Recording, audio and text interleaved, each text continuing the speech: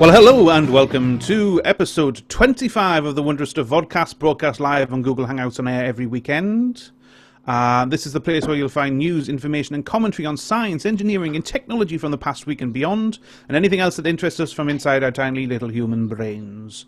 My name, as ever, is John Gardner, and to help me out on this journey to knowledge, I've got my colleagues Richard Smith and Ross Davidson. Say hello, chaps. Hello, chaps. Hello, chaps. Jolly good. Now, this is our 25th episode. Now, I don't know what in podcast terms, but the 25th anniversary is in wedding terms is a silver. So we all have to buy each other something silver. All right. I'm probably got a Kit Kat wrapper somewhere. Yeah, that'll do. Okay, Yeah. any little hearing aid battery. Right, anyway, this one is going to be, well, from my point of view, it's a little bit seat of the pants thing because I haven't prepared stuff, because for some reason that when I was going through all of the topics that I normally do, and I normally do it on a Saturday morning, there was nothing really sort of firing my sort of brain into something interesting, apart from one thing, and that's what I'm going to cover tonight. So we're going to start off with with my topic. Now, over the past couple of weeks, we have had Microsoft have taken all of the sort of the glamour thing with their imaging website called howold.net, where you're supposed to upload a photograph of yourself or take a photograph of yourself, and it's supposed to tell you how old you are, which is it's absolutely dreadful. I mean, their algorithm is useless. So, do you want to know how old I was? I was, with my glasses on, I was 58. With my glasses off, I was 57. It's no doubt any different. Funnily enough, it got me spot on. Did it? Yes. Have you? You must have tried that, Rich. Have you? Yeah, because it got me a few years younger, I think. All right. Okay. Well, maybe. Anyway, so immediately you see that's my narcissistic side. Immediately, because it got me wrong, then it's crap. It's an algorithm. Must be wrong. Anyway, but that's not the only website that does sort of image type of work. Wolfram Alpha, you may have heard of that, which is a search engine that's been around since about 2009. Well, the guy behind that is Stephen Wolfram, and he's a British. He's a computer scientist now, really, but he was a former. He was always going to be with that name, wasn't he? Yes, he was a theoretical physicist, and he went to Oxford, and he's married to a mathematician, so he's got a background in all sorts of things like that. And apart from publishing a few papers in science and books in science, his main thing now is the computational analytics website, which is Wolfram Alpha. Now, I've got Wolfram Alpha here, for anybody who hasn't seen it. Let me just try and share that out. There you go.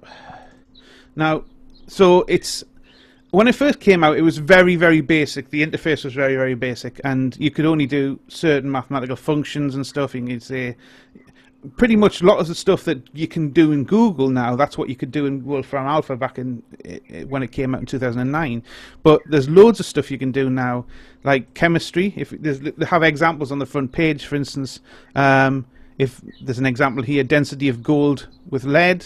If you click on it as an example, it'll go away and do various computational things and give you a result of 1.7, and it shows you details of how it works it out. Various stuff like that. You've got things like chemical elements. If you say the example that it gives you is carbon, it gives you a bit of carbon. It'll tell you where it is on the periodic table. It tells you all the atomic mass and all this stuff. And obviously that's stuff that you could just pull. It pulls some of that stuff from Wikipedia, but for other things, for calculations, it's obviously doing it in real time. So that's Wolfram Alpha. Now, as part of Wolfram Alpha, Stephen Wolfram's invented a language called Wolfram talking about narcissistic. I thought I was. So everything's to do with Wolfram. So he's got this language, and on the back of this language, he's got this new image identification project, which is basically just one of the parts of the Wolfram language, but with a nice little front end on. So what I've done is I've come up with a few pre-done calculations of what of putting an image in and showing you what the results are to speed up, and then I'll do a few on the fly. So if we start off with the first one I uploaded was the mixing desk that I use on Wondrous Stuff, and that's the photograph of the mixing desk, and it did come up with, said it was like a graphic equalizer, which was really good, and this image identify is the actual command that you run. So in Wolfram, if you do image identify square brackets and then the image close brackets, that's how it works. What else have I got? Let me have a look. There was, remember a couple of weeks ago we did the airlifter flying thing. Well, I put that in, and it thought it was a jumbo jet. You can kind of see why. Close. Not too bad. And then there was another one which is, for some reason I had a picture of a squirrel. And I put that in, and it did come up straight away and say it's a tree squirrel. So I thought I'd try it out and just see what I have. For instance, picture of an astronaut. Let's do this in real time. See what it comes up with. Spacesuit. Cool. Another image. Let's see what we got here. There's a motherboard. That got it technically more right than you did there, because it was actually a photo of a spacesuit. Yeah, it was. It was technically more right. This is a motherboard. Let's see what this comes up with. Oh, this is complicated for it. Oh. Circuitry. Circuitry. And we'll try another one. What else have I got? Oh, there's an iPhone here. Bound together. Oh, laptop. But because for this one here, obviously it's not great, so you can click the could be better, and then you could say gives you some options: digital computer, portable computer. I could say iPhone, and if you sign up to it, they're picking random people to get sent a T-shirt saying "I taught image identify," so there is some sort of incentive. So that's kind of what I was going to show you today, and just thought if anybody had any thoughts about it, and has anybody used? It's really good. I've used similar sort of things before, because image identifying is one of these things that a lot of companies are doing. Because obviously it's part of, I don't know, robotics and stuff. Being able to identify objects visually is obviously a very important thing for robotics. But I've often wondered how it works, and this is quite interesting that the results it's giving are literally like one-word results, it seems. Is that consistently just, there's no context involved, it's just iPhone or spacesuit? Yeah, well, I mean, tree squirrel, it's just, it tries to pick out, obviously, the I haven't tried anything with multiple things on it. Because I remember reading, I can't remember who it was, did one that was, it was like sort of like a natural language type thing, and it would identify pictures where the description would come up would be girl in yellow dress standing in front of car. So it would be like a sort of a context type thing. But I can't remember who was doing it, but that was really interesting. I mean, this, you sort of wonder whether it is sort of like it's got so many hundreds of thousands of images which are of an object, and it's saying, well, this looks to be similar to that image. Yeah. And that's how it works fundamentally. Well, I mean, I don't know how the natural language sort of context either. It's very clever stuff. I think under no I'm under no illusion of what it is. It really is just a publicity stunt for for his language. And I can see he's going to do a few of these, get some PR about one particular function in the Wolfram language, because that is what he's pushing. And to be honest, I had a look at the API and stuff, and it's pretty good. It looks to be pretty good. I haven't done anything. I think it does want you to sign up. I think it's free though. But actually, I'm doing one now. I'm just doing one in the background. I found an image of a chemical plant, which has got obviously lots of things on. Oh, blimey! It came up with oil refinery. Crikey! So it's just that it's seen a picture like that before, and it's had that response before, and therefore. Well, yeah, I guess so. It's interesting, actually, that this is obviously part of the whole passing the Turing test and becoming acceptably intelligent and what have you. It's interesting that it learns. I mean, that is how a child learns, from what I can tell from my children, is that they say when you ask them what they think something is, when it's wrong, it's like, right, then you have to work out how did they get that, and it's because they've seen that in context of something else before. And it's like, once you would never make that mistake, like a category error, but they're not aware of that because they're just saying things by association, which is how you're teaching the computer, isn't it? That we would probably scoff at it and say, no, that's miles off, or yes, that's very close, when actually it's doing it in the same way as a child is, that's exactly not the relevant part. It's just the context in which it's seen something like that before, isn't it? Yeah, you are giving it some responsive feedback, and you're giving it a level.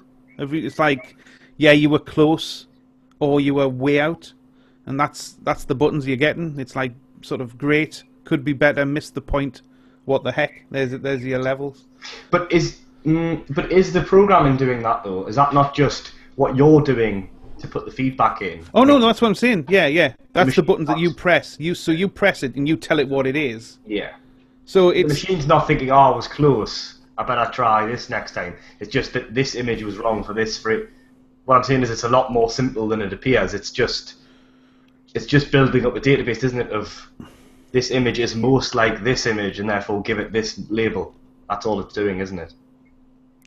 Yeah, and if you look, I mean, it does say that there's a underlying algorithm. I'm just wondering if, when we've talked about AI and passing the Turing test before and stuff, and I just wonder if that these things would be much quicker to reach a conclusion, to get better, if we weren't doing it from a human-centric point of view.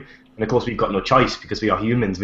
But you know what I mean? We're trying to make it learn in a way that is very analogous to the way that we learn, and It just seems like it feels like around the houses way to get to the solution. But it's probably that our lack of imaginations to think outside of the way that we think is what's stopping us, isn't it? It's true. Yeah, it's but yeah, if you look at it, there's a section on the bottom which says how it works, and it does say there are advanced neural networks and underlying algorithms, but it doesn't tell you what they are, and it doesn't tell you how much of that is in when it comes up with a result, and whether half of that is actual algorithm and the rest is just guesswork or comparison, or it doesn't tell you any of that. But if you go to the how it works page, it is clearly just how you would get this in the language. So it's just like basically a tutorial of how to use it, not how it works. Yeah, that's essentially what it is. So I've found the thing that I was thinking of, which I'll just quickly talk about. This is actually a paper from Stanford. Deep visual semantic alignments for generating image descriptions. So I'll just quickly share this because I remember reading about this thing. It's about a year old. If I just get this here, so hopefully you can see that. So basically, if I just scroll down where the images are, and if you can see these are just examples of what it's done. So the first one here the actual image description that's been generated is man in black shirt is playing guitar. Now, that sort of level of description is amazing. Now, this is obviously some sort of neural network working this out. Especially because the guitar is on a slant as well. So yeah, exactly, yeah. I mean, this one here at the right, it says boy is doing backflip on wakeboard. Now, from the looks of it, he's actually on a trampoline, but there's water in the background, so you can understand why it's got that one. Some just like, I mean, this one here is some sort of ferret, and it says a cat is sitting on a couch with a remote control. Well, but it's like 3.5, 4-year-old level at least. Exactly, yeah. And this is the thing. It's the semantic, the sort of contextual description means there's obviously something more going on than just associative images, which is what we suspect. Little boys holding a baseball bat. You can't imagine.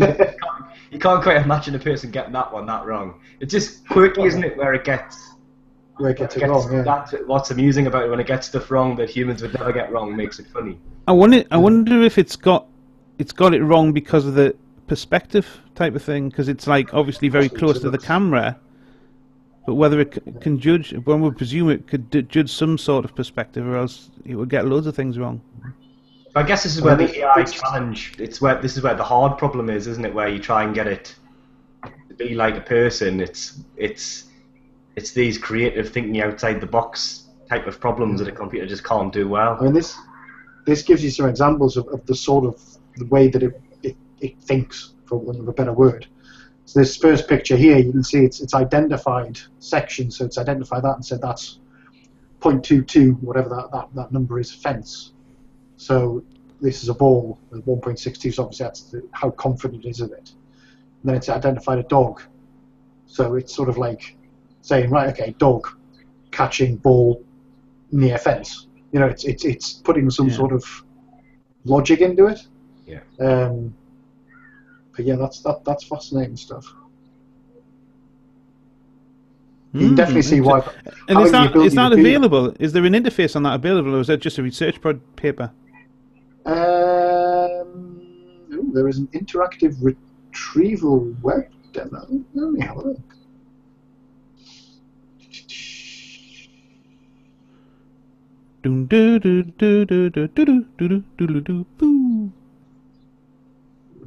It's something to do with sentence. I think you type in what you want, and it pulls back a picture. Are you going to share it out?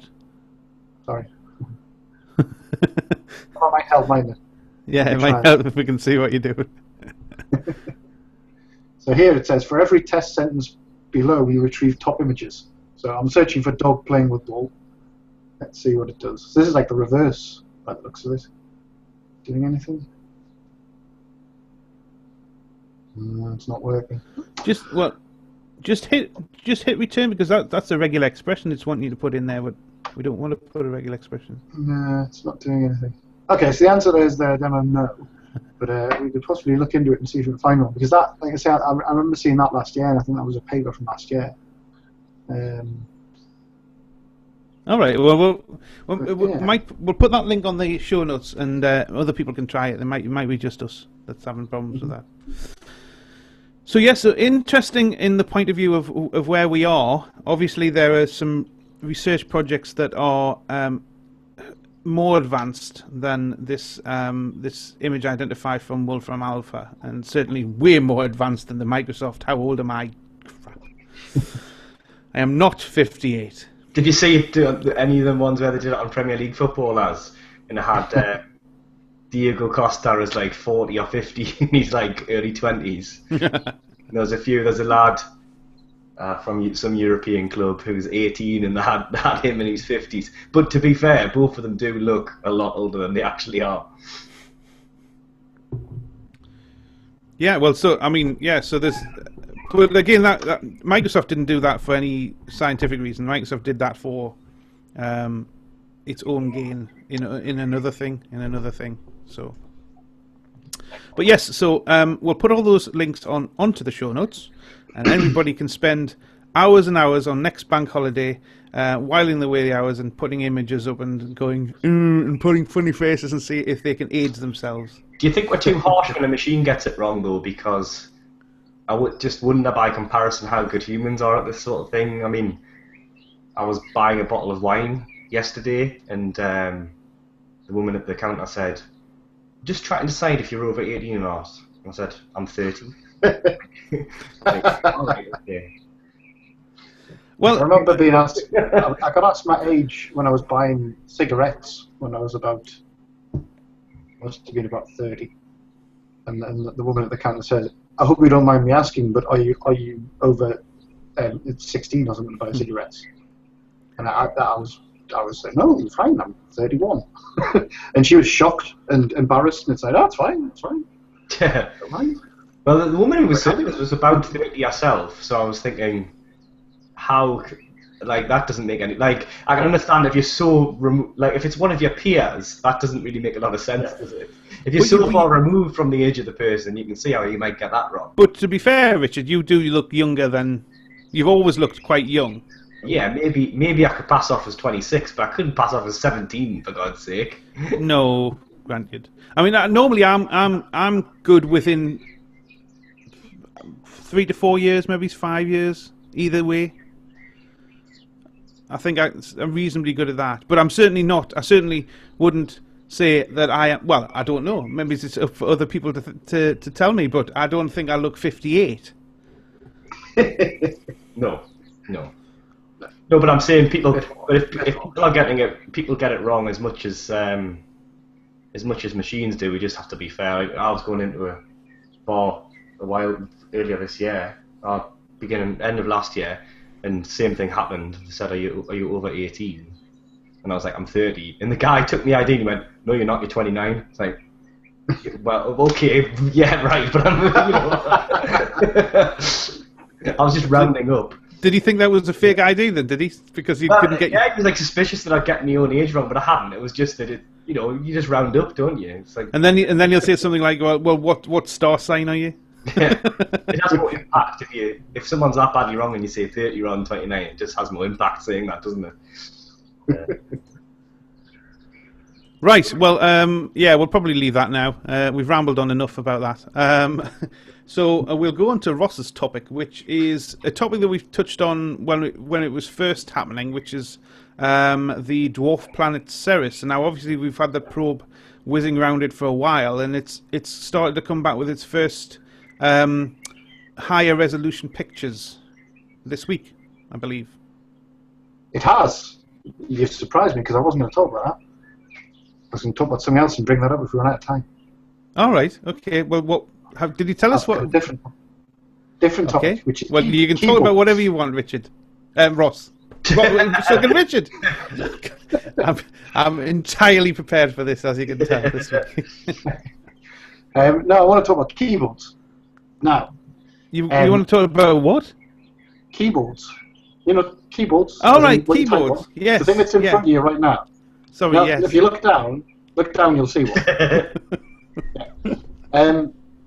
No,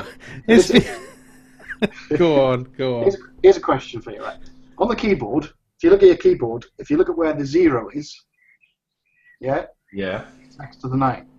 Have you ever wondered why it's next to the 9 and not in front of the 1?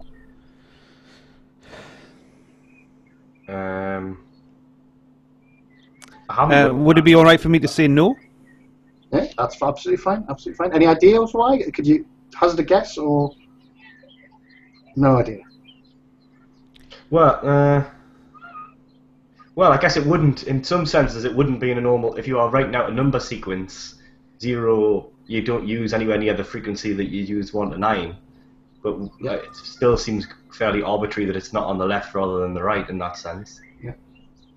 Interesting. You should say that because that touches on the thing I'm going to come to at the very end. So remember that. So anyway, keyboards. Obviously, QWERTY keyboard is the de facto standard. Do you know why QWERTY came about? How it came about? Because I'm going to tell you anyway. I know that it's not an efficient layout. It's something to do with slowing touch typists down when it was ink and if you made a mistake, it was game over, sort of thing. Something like that? Yeah. So basically, it's the most common keyboard type, and the reason for the design is actually it was designed in. Well, it comes from a design for the Scholes and Glidden typewriter, which was actually bought by a company called Remington in 1873. And it became popular because they had a typewriter, called the Remington No. 2 in 1878, which became very popular, and it sort of became a standard because it was the standard. You know what I mean? It sort of became its own standard. And the reason for the QWERTY was that originally when they did alphabetical keys, on a typewriter, obviously they're mechanical when they first came out, and it's sort of a lever system. So you press a button and it makes a lever go and strike with a letter on and strike the paper, strike the ribbon onto the paper. And what they found was basically alphabetically you get lots of letters that are they follow each other in words. So S and T, for example. And when you were typing, when you struck the S, it would strike the paper, and then as it was coming back, the T would go up, and they'd hit each other, and they'd jam. So basically, the keys would jam together. And basically, what the person who invented this keyboard did was he got his son-in-law, who was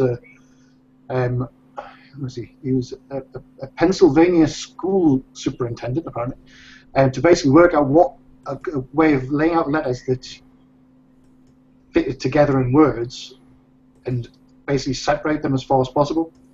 So basically, like you say, it is a design to try and slow the typing down, and to stop keys. Well, it's not designed to slow the typing down. It's to stop keys being next to each other and striking each other. But by virtue of that, it does slow it down. Exactly, yeah. And like I say, it's a standard now because of the fact that it became so popular. Even though it isn't the most efficient layout. There's better layouts that would enable you to type a lot faster. So anyway, that's the history of QWERTY. So what I'm going to quickly do is just quickly share a photo here of one of these Remington typewriters. So this is one of the Remington. I don't know whether it is a Remington No. 2, but it's one of the early ones. I actually had one of those. Did you? I did. My mother got it from a second-hand shop when I was must be early teens, and I did use it, and it's true. The keys do get stuck together if you they still do even if you hit them close together. So what do you notice about that layout of the keyboard on that typewriter compared to the one that's in front of you now? Is there anything that stands out? The number one's missing. The number one's missing. Yeah, exactly. Because you use the I, presumably. Well, exactly. This is the thing. So originally, or the L. Before this actual particular model, the very first QWERTY keyboard layouts didn't actually have a 1 or a 0, because you could use the I and the letter O to do the 1, 0. Then, I can't remember what the reason was, I didn't find that, but they decided they needed a 0, possibly because it was different or whatever. So they wanted to add the 0 to the keyboard. And because they didn't have a 1, having it in front of the 2 didn't make sense. So they decided to put the 0 after the 9. And then eventually they decided, well, we need a 1 as well. And they put the 1 where they wanted it. So that's the reason why the 0's to the right of the numbers. So it's like a legacy thing rather than any. Exactly. Yeah. It's like if you designed it now, you would never do it that way, but it's just exactly. Yeah. It's just that's how it sort of evolved. So just coming quickly back to what you said, Richard, about in the forum that I was reading about this, because someone asked the question and lots of people gave an answer. Someone actually came up with a similar reason to what you were saying about the frequency of numbers, and that led me on to find out the next thing I'm going to talk about, which is something called Benford's law. Now, this is basically a statistical law, and what this is if you take a distribution of numbers, so it can be anything, something like, I don't know, electricity bills or addresses or stock prices, population, that sort of thing, and you get the first digit of those numbers, and then you plot what the frequency of those numbers is, what you actually notice is that there's a very significant shape to this graph. Now I'm just going to share another screen and show you an example of this. What with the low numbers having very high frequency, you mean? Yep, basically. So if I screen share this. So what this here is, Benford's law is the red line. This green line here is actually a plot of physical constants, so things like, the value of the speed of light, the gravitational acceleration, the value of EI, all these sort of things. And you'll notice that it does fit very well. What was the other example? There was another example as well. The distribution of population in the world's countries, again, it very, very closely matches this Benford's law. Is that surprising though? I mean, are they both not just a product of the fact that lower frequencies are going to occur more often than higher frequencies? I mean, well, no, it's the first digit. It's not the actual numbers. It's just the first digit. So just out of the numbers 1 to 10, or 1 to 9, the first digit. So it can be any size number. Now, it would make sense in something like exponential, things that are exponential. You could sort of understand a bit of a reason for that, because the numbers go up really quickly, so ones would appear more. Yeah. Mathematically. But the odd thing about it is that people have found it in loads and loads of different things. There's not an accepted reason for this. Illuminati then. Sorry? Illuminati. But it's things like, lots of things in nature, lengths of rivers. If you get all the rivers and measure their lengths, and it doesn't matter what measurement you use, you can change from miles to kilometers. The same rules apply. Yeah, so does this not just mean that the numbering system is somehow got an inherent bias in then? No one's got any explanation. Right. Oh, right. There's not a simple reason. It's a genuine mystery. Like I say, right. Yeah, if it wasn't, if our number system was exponential, it wasn't just base 10 or something, it would make sense. Or if you were just using exponential things with exponential growth, it would make sense. But it pretty much works for most distributions of numbers. Well, that's not very satisfying if there's no answer. I hate stuff like that because I'm going to think about that loads now, knowing that I'm not going to get to the solution given the fact that mine's much greater than mine have not. So now it's just going to bug the hell out of me for like weeks. But it's been used in things as well. It's been used to do things like detect fraud. So basically, if you get like sort of someone's accounts and it doesn't follow Benford's law, it suggests something's off. People have actually used it to detect fraud, and it's been used in court cases. Right. Which is amazing when no one knows how it works. Not as evidence, but as to demonstrate how they caught the fraud. In the United States, evidence based on Benford's law has been admitted in criminal cases. Really? Which is surprising. It was used for evidence of fraud in the 2009 Iranian elections. I'm always quite weary of when they use in criminal proceedings, when you must have heard of these things where they've used statistics to convict people as well. There was that female nurse in the Netherlands, in the Hague, the Netherlands, yeah, and she got convicted on that. Just statistically, she was being accused of killing very young children, and they just said, well, statistics, the chances of that happening, and it was a completely unsafe conviction, which later got overturned. But they were just using probabilities to convict her, which seems mad. I mean, I suspect for something like this, for detecting fraud, what it'll be used as is the evidence that they used to justify the investigation. That's what I was going to say. It's just So it won't be the thing that convicted anyone. It'll be their reasoning. It'll be their explanation as to why they suspected them. And then, that makes sense. But in the same way as actually using statistics as a logic, actual conviction, it's not very safe because there will be exceptions. Yeah. Statistically, there will be exceptions. So. Yeah. It's probably the same as putting some logic behind a so-called random stop and search, isn't it?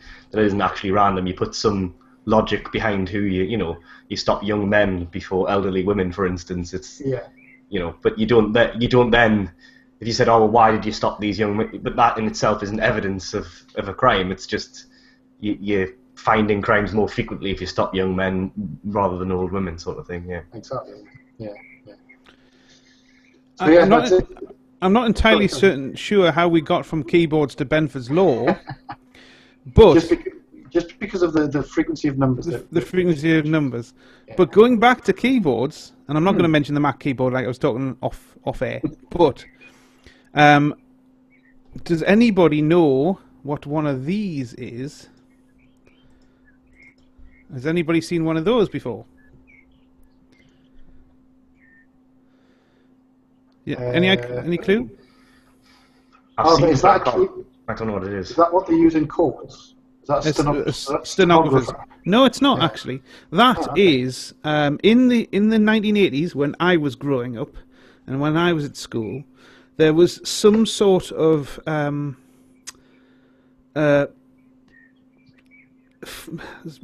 somebody has decided that this was the future of keyboards for computers. It's actually called a quin. It's actually called a quin key. No, there's the 4 keys at the top and there's 2 down the sides. And in our school, every one of our BBC masters had one of these attached to it. And believe it or not, you can get really, really quick. I got really, really quick at using it as an alternative to a QWERTY key. Combinations of buttons. Yes, there were combinations. Yeah. So what words per minute were you getting with one of those? And do you know? Well, I was comparable to a QWERTY keyboard, but I wasn't using it day in, day out. I would still use a QWERTY keyboard. But it's interesting to know that back in the 80s, when home computers were coming out and computers were first going into schools from the BBC projects, that this is somebody had thought that these were going to take over the world of computing. Well, there you go. Well, like we mentioned, I mean, if you could get rid of all the QWERTY keyboards and get everyone to learn a new keyboard, you'd be able to make one that would work a lot quicker. Yeah. It's just that because they're so sort of ubiquitous and everywhere, and anyone who's used a computer or a typewriter can use it, the success has bred success. And keyboard and mouse will probably never go away because it's so common. I mean, you get massive gains by going to is it Dvorak? I can't remember. Yeah, Dvorak. Yeah. You would obviously get much better once you go through the learning curve. You would get, but it's just a legacy thing, isn't it? It's then you'd go to someone else's computer and you'd have to go back to it. That's the thing. Yeah. It's logistically sort of impossible to replace them all. Yeah. Would it have been if they'd been a bit braver when we went to computing at first? Because obviously it makes perfect sense with the whole mechanical thing, and then it makes sense, at least in part, that all right, everyone's used to that now, so to ease the transition to computers. But at that point, somebody has made a decision there. They could have been a bit braver and said, okay, let's start again. Now we're moving away, and obviously they haven't, probably for economic reasons, to get more people to. That's the thing. It would have just been that so many people would have been so skilled in using a typewriter that this was literally just, well, here you can now use a computer and you don't have to learn anything new. It just, anyone who suggested changing it would have probably just been told they were mad. Yeah. Mm-hmm. So yeah, legacy basically. Would you like me to show the spots on servers, John? You may as well. Yeah. We're all friends together. We're all sitting around here. Nothing better to do, so you may as well. Yeah, so follow up from you. I can't remember when we actually did talk about this, but the Dawn spacecraft is getting into its sort of science stage now and taking lots more pictures. And these very bright spots, which I think we decided they were aliens, didn't we? That's right. Yes, definitely. They're getting weirder and weirder. They're not just single spots anymore. So let me just. Because there was originally there was 2 spots we could see, wasn't? Or we thought 2 reflections or 2 bright patches in a crater. Exactly. So this one here now, you can see on the image there that you can see the 2 bright ones. There's lots of individual smaller ones next to it as well. So I think they said there was 9 that they could identify. So they're still, I guess they're still thinking they're going to be ice of some sort. Yeah, that's still what they think it is, and there's good animation showing it. And the reason it appears so bright is because what's it called, albedo, the reflectivity of Ceres, is really low. So in the images they have to crank up the contrast to get a good picture of Ceres. So these appear really bright. So it looks like they're emitting light, but they're not. They're just so much brighter compared to the rest of it. But yeah, ice is still what they think it is. So yeah, it reflects 10% of the sunlight that hits it, Ceres, whereas Vesta, which is the other asteroid, reflected 40%. But yeah, it's still a bit of a mystery. But presumably the probe's going down closer the next as it's going round in orbit. It's going down further and further, is it? Yeah, it's 14,000 kilometers when it took this photo. Still a fair way. Still a fair way away, yeah. So it's not it's still homing in. I don't know how close. Are they still trying to put it in some sort of equivalent of a geostationary? Is that what they're going to do, or? I don't know if it's going to be geostationary, but yeah, I think they're going to get it in an orbit that's sort of constant height, so they can do a full map of the whole thing. So we will be getting better pictures as time goes on. So we'll have to dig those out when they come. Cool. We'll come back. We'll come back to that. And finally we'll get onto Richard's topic. Now, Richard, I've got here. Richard is going to talk about a rhino named Sudan. That's right. Okay. Take it away. Have you heard this story at all? I haven't. No. No. Would you like to hazard a guess what might be special about Sudan? It's a white rhino. He is a white rhino. Albino. Yeah. No. The only white rhino. He is. He's the only male white rhino left. So he's the last one of his subspecies or species, depending on how you'd like to look at it, because there is different ways of looking at it when a subspecies is not a subspecies, but in fact a separate species. But anyway, he's the last of his kind, and he's been in breeding programs. He's had offspring. There's no surviving male offspring, so he's the last chance at a sort of naturally conceived extension to the wild population of northern male white rhinos, which is the subspecies. The other subspecies is southern male white rhinos, of which there are 20,000 of those left, so they're still near endangered, but they're okay at the moment. They were looking like they were about to go critical, and they've had a bit of a resurgence because of some of the breeding programs. But yeah, Sudan is the last, and then after he goes, that's probably that window of opportunity gone for a pure northern white rhino.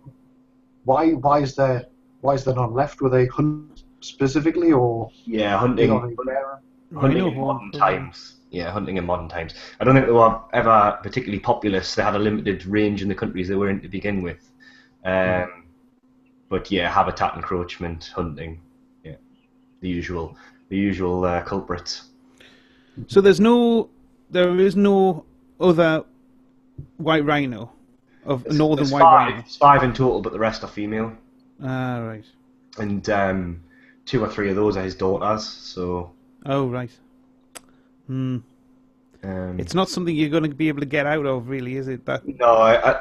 What normally happens is that once the pool of diversity gets to a point, that there's kind of no going back anyway. So this is more of a token, sort of sad point in the history of the animal. But once you get down to like a small genetic pool, it may not be the case in a few decades to come, but at the moment and in the past, once you get down to sort of a small pool, depending on the animal and how well they breed, how well they respond to artificial insemination, which hasn't worked in this species of rhino. Very, very difficult to get that to work. I think pandas are in a similar sort of situation, but it's difficult to get them to be artificially inseminated. So they've got his sperm, but I don't think they've been successful with that even. So I'm just reading an article here about him. He's 42 or 43, apparently.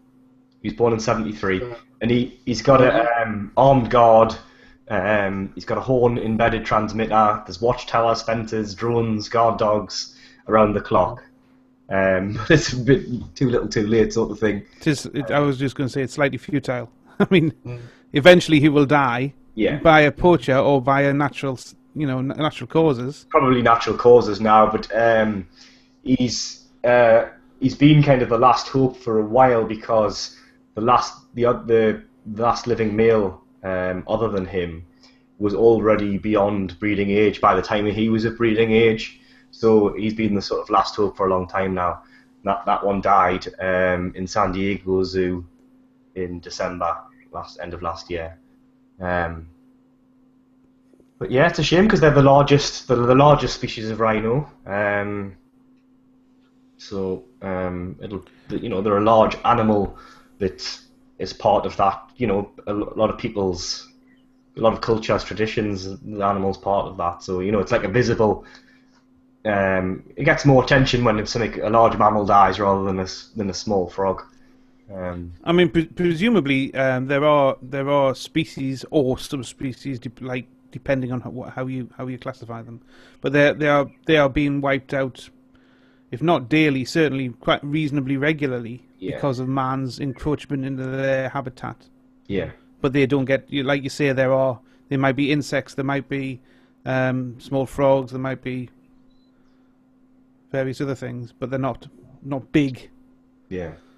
Apparently, it's saying here as well that to sort of mitigate the threat of poachers, they've actually stripped his tusk of ivory. Yeah. So basically, no one would want no poachers would want to shoot him. I think which is a bit of a shame as well. Poor thing. Somewhat valuable even without that, but yeah. But yeah, that's been the sort of the poaching's been the straw that's broken the camel's back of a animal that's already on the decline. What's interesting about them is though that they are classed as subspecies. So the northern and southern are the two subspecies, but they're looking at there's another hypothesis of classification which I alluded to earlier about how you split them off, and this is one of the leading examples of why you'd want to class them as a different species. So these are subspecies at the moment, but they've been separated for at least 1 million years. So they've looked at genetic differences, morphological differences. They've looked at them to a high degree and found out that they believe that they're 1 million years diverged. So they're highly diverged. I think us and chimpanzees is 4 million years, so that gives you an idea of how diverged they actually are. So they could be a breeding program where they do northern white females with southern white males and breed them together. But of course, you won't have a pure subspecies or species again. But at least you'll preserve some of the genetic material in the gene pool.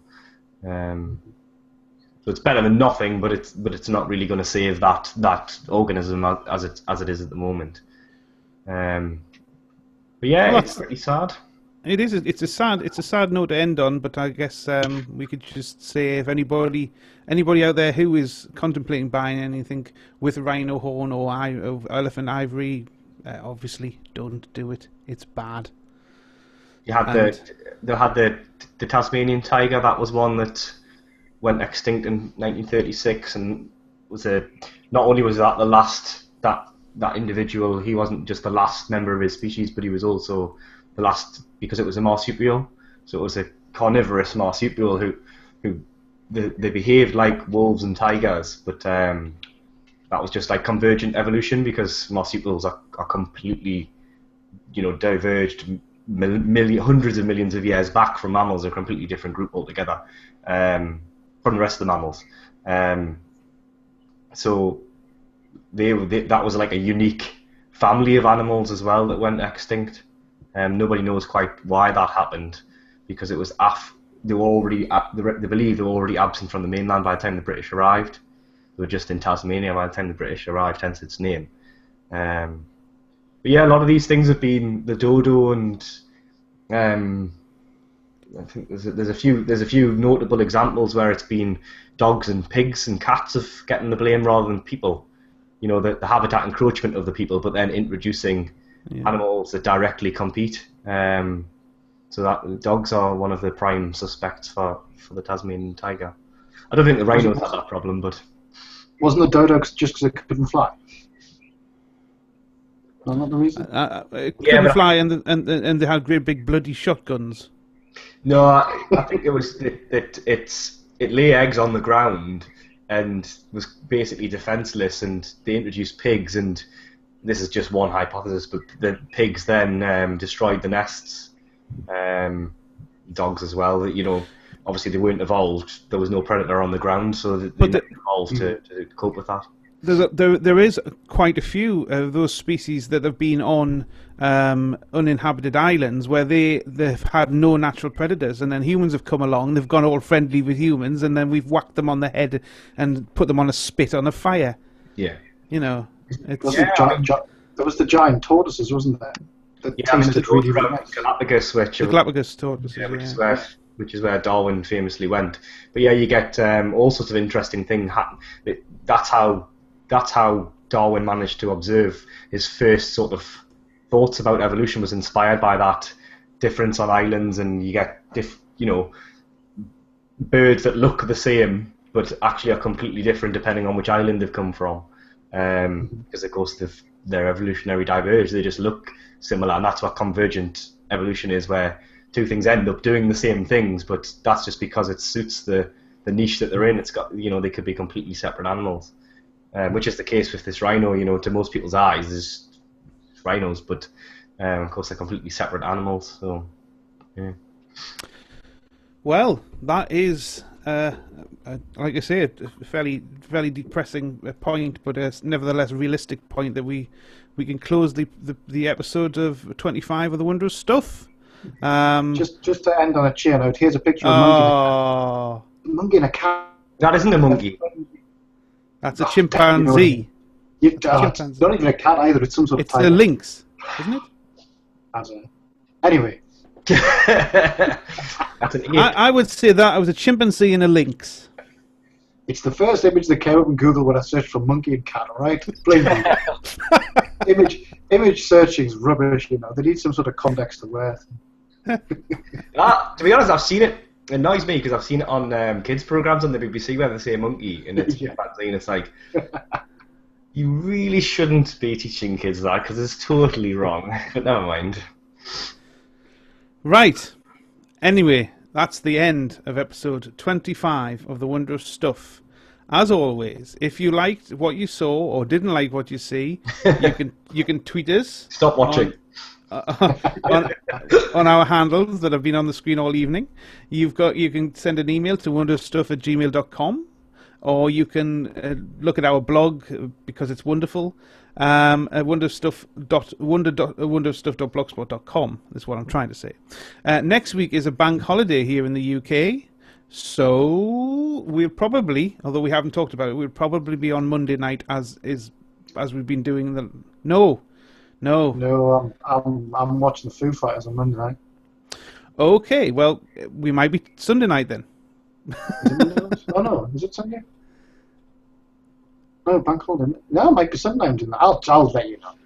Yeah, we'll post it on the blog and on Facebook and I'm on LO as well now, so I'll post it on LO. Nobody else is on LO with me. Wasn't that going to be the next big thing? It is. Well, they say they've got millions of people on there, but to be honest, I can't make any friends. I don't know anybody. It'll get the same level of exposure as all of other posts. Yeah. So anyway, that is it for now. So until next time, everybody, have a good week and bye-bye. Bye-bye.